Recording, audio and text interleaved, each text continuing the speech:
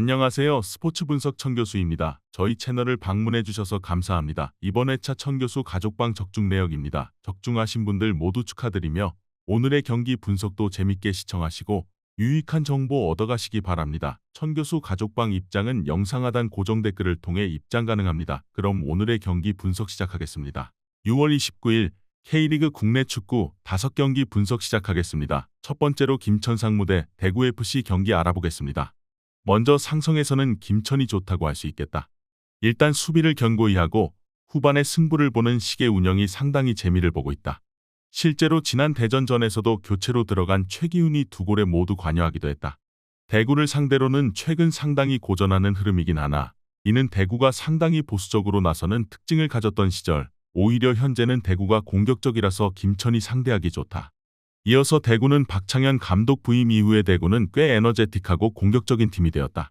울산을 상대로도 주도권을 쥐려고 강하게 압박하는 모습이었다. 다만 문전에서의 처리가 미숙한 편이라서 공격력의 기복이 상당한 편이다. 오히려 울산이 템포를 늦추고 중앙을 막아버리자 대구가 별다른 수를 얻어내지는 못했다. 선수비 후역습에 강한 김천을 상대로도 비슷한 모습을 보일 가능성이 높다. 김천이 우세할 것으로 보고 있다. 수비와 역습에 강한 면모를 보여주는 점이 포인트다. 대구가 꽤 공격적인 스타일로 변모를 한 모습이지만 결국 문전에서의 결정력에서는 미숙함을 자주 드러내는 점이 아쉬운 점이라고 본다. 수비를 뚫지 못해서 고전하다가 오히려 대구가 역습에 한 방을 얻어 맞을 수도 있을 것으로 보인다. 이번 경기 김천 상무승을 추천합니다. 핸디 언어버 및 최종 조합은 고정 댓글 링크를 통해 가족방에서 확인해주세요. 두 번째로 전북현대 대 FC서울 경기 알아보겠습니다. 먼저 전북은 김두현 감독의 잠그기 전술도 별다른 효과를 거두지 못했다. 최하위에 랭크되면서 일단 승점을 따겠다고 나섰지만 여전히 수비진이 안정감을 보여주지 못하고 있는 탓이다. 홍정우가 여전히 7월까지 나올 수 없는 가운데 구자룡과 정태욱이 자주 실수를 연발하고 있다. 지난 경기 티아고가 꽤 오랜만에 골을 기록한 점은 좋았지만 4분 만에 오베르단에게 실점을 하고 또 이기지를 못했다. 이어서 서울이 상당히 경기력이 좋다. 그동안 인고의 시간을 보냈지만 김기동 감독이 전술을 한번 맞추면 좋은 성적을 내는 경우가 많았기에 기대를 해볼 수 있을 것 같다. 링가드도 PK로 데뷔골을 기록했는데 스탯으로 설명이 안 되는 좋은 경기력을 꾸준히 보여주는 중이기도 하다. 변수라면 서울이 울산과 전북 두 현대가 팀들에게 약하다는 것이다. 전북을 상대로는 2017년 이후로 승리가 없는데 상대가 아무리 경기력이 좋지 못하다고 하지만 징크스는 영신경이 쓰인다. 전북이 상당히 실리적으로 운영하는 식으로 운영하게 될 수도 있다. 다만 수비진이 버텨주지를 못하면서 잠그는 것도 별다른 효과를 보지 못했던 상황이다. 서울이 서서히 플랜 A를 구성하면서 경기력을 올리고 있다는 점도 긍정적인 부분이다. 이번 경기 FC서울 승을 추천합니다. 핸디 언어버 및 최종 조합은 고정 댓글 링크를 통해 가족방에서 확인해주세요. 경기 분석 잘 보고 오셨나요? 다음 경기 분석 보시기 전에 천교수 가족방 입장하시는 법 안내해드리도록 하겠습니다. 첫 번째로 영상 하단 댓글을 클릭해주세요. 두 번째로 링크를 클릭하신 후 세 번째로 채팅 참여하기 클릭하셔서 문의 주시고 답장 기다려주시면 됩니다. 남은 영상, 유익한 정보 얻어가시길 바라며 이어서 다음 경기 분석 시작하겠습니다. 세 번째로 김포FC 대 천안시청 경기 알아보겠습니다. 먼저 김포는 전반적으로 천안 상대로는 우세한 흐름을 잘 잡았다. 김포가 수비와 역습 성향으로 플레이를 하는 편이기도 했고 천안이 하프스페이스에서 보여주는 수비 능력이 장점이라고 보기는 어려웠기 때문이다. 다만 김포가 홈에서는 어느 정도 공세를 펼치는 모습을 보여주는 타이밍이 있는데 이 순간이 위기일 수 있다. 지난 경기에서도 공세를 퍼부었지만 동점골 이후에는 다른 공격 찬스가 모자랐기 때문이다. 이어서 천안은 의외로 원정에서 강세를 보이는 면모가 있다. 오히려 자신들이 주도하는 상황에서는 실점률이 크게 늘어나고 역습에 털리는 부분도 상당하다. 다만 점유를 내리고 역습 성향을 보이는 상황에서는 의외로 힘을 받는 편이다. 김포를 상대로는 기본적으로 역습 성향의 상성을 극복하지 못할 것으로 보고 있지만 상대가 올라오는 상황에서는 의외로 승부가 될 수도 있다.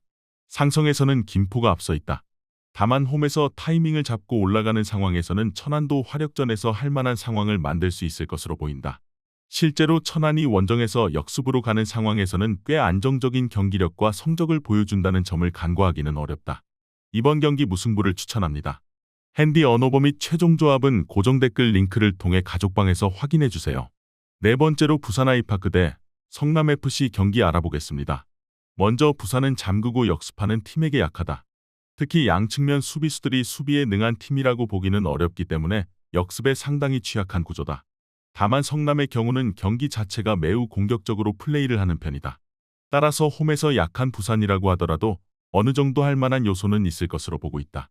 최근 상대 전적도 이전 2승으로 부산이 성남을 상대로 좋다. 이어서 성남의 문제는 수비다. 일단 적극적으로 공세를 가하면서 매우 수동적인 플레이에서 벗어난 점은 좋다. 다만 미스가 잦은 상황이라서 상대에게 역습 찬스를 꿰주는 편이다. 이 상황에서는 미드필더들까지 공격적으로 운영하는 리스크가 그대로 드러난다고 할 수 있다.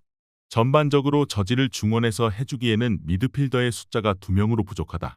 일단 성남이 공격적으로 나서는 편이라서 부산과의 상성에서는 다소 아쉽다. 부산은 공격적인 팀을 오히려 선호하는 팀이라고 할 수 있기 때문이다. 물론 부산의 측면 수비력에는 의문이 있지만 성남도 빌드업 상황에서 미스가 잦은 편이라서 괜히 역습 찬스를 부산에게 내줄 수 있다. 이번 경기 부산 아이파크 승을 추천합니다. 핸디 언어버 및 최종 조합은 고정 댓글 링크를 통해 가족방에서 확인해주세요.